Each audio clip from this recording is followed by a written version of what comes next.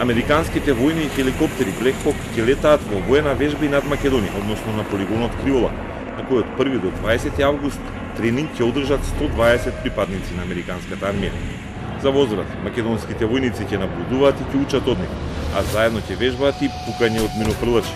Ова е веќе втора година во низа, како американски војници престојуваат во Криволак, а еден од американските војни представници присутен на денешниот брифинг во Министерството за одбрана, полигонот кај Неготино го нарече необработен скапоцен камен, кој може да се користи за воени вежби и да се изнајмува. Американските војници доаѓаат од како Криволак од надлежната комисија на армијата на САД беше одобрен да може да се користи за обука.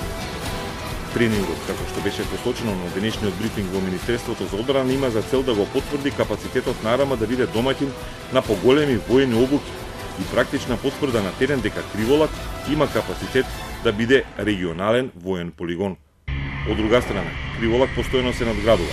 Сега со американска помош во план е изградба на 2 нови тренинг центри, еден за борба во урбана средина и втор полигон за отстранување на подметнати експлозиви на патишта. Овие нови центри за обука всушност ќе бидат наменети за обука на војници кои ќе одат на мисии. Представниците на АРМА оценија дека е можно да се прошират границите на полигонот кој е формиран пред 50 години.